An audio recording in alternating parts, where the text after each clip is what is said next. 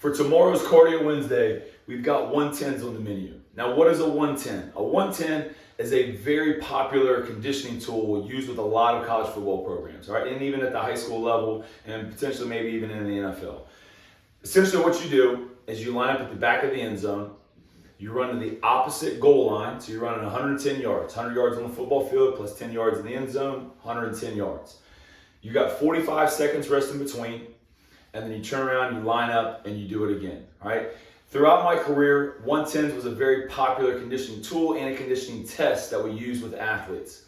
And for our test, we would do 20 reps, right? And the goal times for our guys, if you were a skill guy, so you were a wide receiver, defensive back, running back, you had 15 seconds. That was your goal time to make.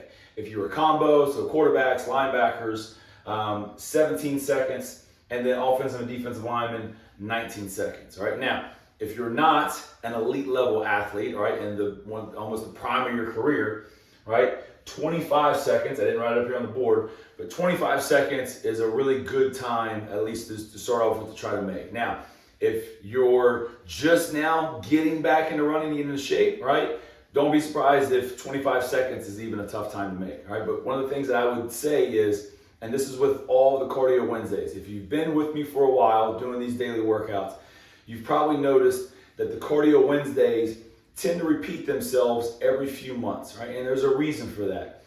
I highly encourage you, if you're not already, to make sure that you're writing down and you're recording your results on each of these Cardio Wednesday workouts, right? So if you set a goal time for yourself today of 27 seconds, right, and you're able to hit all 20 reps at 27 seconds, the next time that this comes back around again, all right, set your goal time for 26 or 25, maybe even 24. It's a great way to be able to easily chart your progress and to see where you are compared to where you were a month, 2 months, 3 months ago. All right, so if you're not doing it already, highly encourage you to do that. If you have any questions on the 110s, actually, let me text. If you don't have a football field to run on, all right, and I know that's a big distance if you don't have that kind of, if you're working out in a gym, in a facility, whatever. You can also do this on a treadmill, all right? If you're comfortable running on a treadmill, jumping off to the sides of the treadmill, all right, using the handles to brace yourself, jump off to the side, you could just set the speed at a pace that's challenging but doable. And I don't want you falling off the treadmill. Run for 20, 25 seconds, all right, and then jump off to the sides, rest for 45. And then just repeat that again, all right? So even if you don't have a big field to be able to use, you can do it on a treadmill. If you have a shorter distance, if you got 50 yards, you can do more of like a half gasser going down and back, all right?